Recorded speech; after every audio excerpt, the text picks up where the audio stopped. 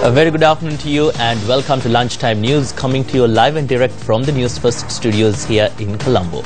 I'm Krishan Devasagayam. Let's start off with a look at this afternoon's headlines.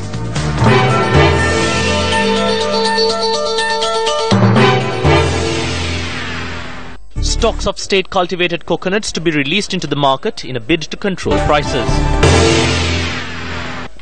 Tempers flare at the North Central Provincial Council following protest by unemployed graduates. Unresolved human-elephant conflict in Tambuthe Gama. New acting chief medical officer appointed to the Valikada Prison Hospital from today.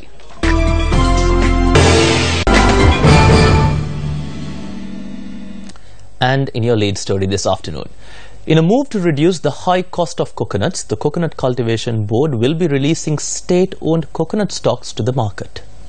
Chairman of the Coconut Cultivation Board, Kapile Akamdavalu, said a special discussion is to be held today with regard to releasing government stocks of coconut to the market. The chairman said that this was following the prices of coconut skyrocketing in the market. A survey report received by the chairman reveals that in the past week, the price of a single coconut had hit 100 rupees in certain parts of the island. Dr. J.A. Malvatta has been appointed as the Chief Medical Officer of the Valikada Prison Hospital. Minister of Health Dr. Rajitha Senaratne had informed the Director General of Health Services that the new appointment will come into effect from today. The new appointment was made following a discussion between the Health Minister and doctors at the Valikada Prison over many issues that have arisen at the Valikada Prison Hospital. The new acting Chief Medical Officer has been tasked with solving the issues at the hospital within a period of 2 weeks. The Doctors Collective of the Valikada Prison's Hospital handed a letter to the Health Minister recently citing 26 complaints. The Health Minister has requested the IGP to hand over the investigations pertaining to the complaints made in the letter to the CID. The Department of Health Services too is to launch a separate inquiry into the matter. The Chief Medical Officer of the Valikada Prison Hospital was transferred recently over the many allegations being levelled against him. Tempers flared this morning after a group of unemployed graduates tried to force their way inside the North Central Provincial Council complex. The group of unemployed graduates attempted to enter the North Central Provincial Council in a bid to meet the Chief Minister. Our correspondent reported that the group had attempted to enter the North Central Provincial Council with the hope of obtaining teaching positions. The unemployed graduates charged that if they are not provided with a written solution, they would commence a fast opposite the council.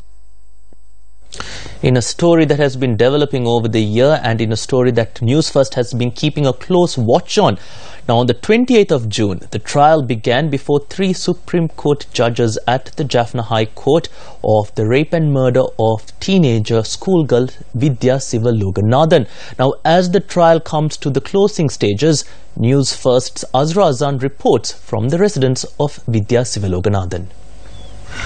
I'm currently at the Pungurudu village where Vidya used to live. Vidya's death, Vidya's killing, shocked the entire nation. Final verdict of the court case that was filed in 2015 is scheduled to be given at the Jaffna High Court tomorrow. So stay tuned to Newsfirst as we will bring you the latest update as and when it happens. Signing off for now for the Newsfirst team, I am Azra Hassan. Well, thank you, Azra, for that update. And in more local news, the price of a 12.5 kilogram of domestic LP gas cylinder was increased by 110 rupees since midnight yesterday. According to the Secretary of the Ministry of Industry and Commerce, Chintaka Lukuhetti, a letter has been issued by the Consumer Affairs Authority to all gas cylinder manufacturers with regard to the price hike. He also added that the prices of other gas cylinders have also been increased. An agreement was reached yesterday between the Ministry of Science and Technology and Research and the United Nations Development Programme to establish a social innovation lab. The establishment of the lab comes as one of the main outcomes of the first National Summit on Foresight and Innovation for Sustainable Human Development, which was hosted by the UNDP and other public and private sector partners in May 2016. Now we are in a new era. A new era means economic development and the social development of a country strongly depend on science, technology and innovation. So it is the duty of my ministry on behalf of the government, together with other relevant ministries, to create a knowledge base, science and technology base economy in the country to overcome the vast gap between income and expenditure of our country. And while we will be working with various ministries in the government, we also will be reaching out to the private sector and civil society in establishing these partnerships and finding solutions. We want to promote what we, at the midst of being a learning experience.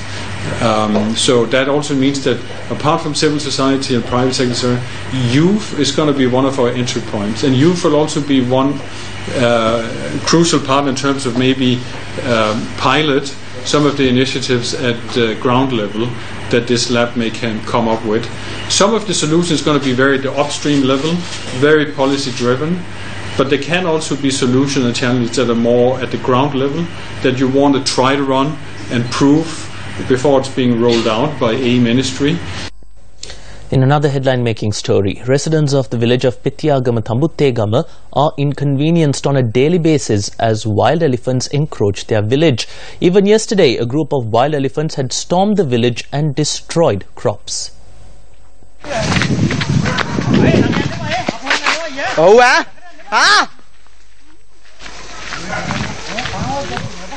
According to our correspondent, the wild elephants had been in the village from yesterday afternoon until dawn today. Residents of Petiyagama, Gurugama, Kalagama and Mululagama in Tambuttegama are faced with this problem. Locals charge that the wild elephants have been encroaching their villages for many months. Yesterday, efforts were made by the residents to drive the group of wild elephants away from the village.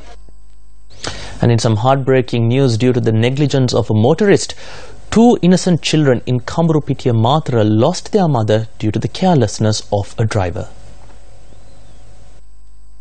On Sunday evening, Naduni Priyangika attended a period ceremony with her family at the school her children attended, little knowing that it would be her last act on earth. While she returned home along with her husband and 2 children, she was knocked down by an errant motorist in the blink of an eye.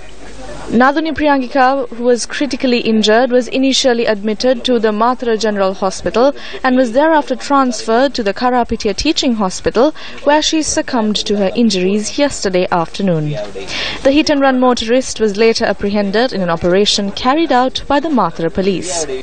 Initial investigations revealed that the motorist is a doctor attached to the Matra General Hospital. Naduni Priyangika was 46 years old at the time of her demise and served as a development officer at the Kumurupitiya branch of the Samurdhi Bank.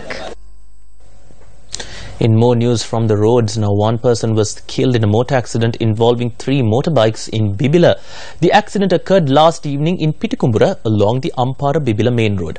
According to police, the motorcycles were travelling in the opposite directions when the collision occurred. Our correspondent reported that 6 people injured in the accident were admitted to the Bibila base hospital. The deceased is a 28-year-old resident of Pitikumbura. Well, on that note, we wrap up this edition of Lunchtime News. It was a pleasure having you with us. We'll be back at 1:55 with more of the latest.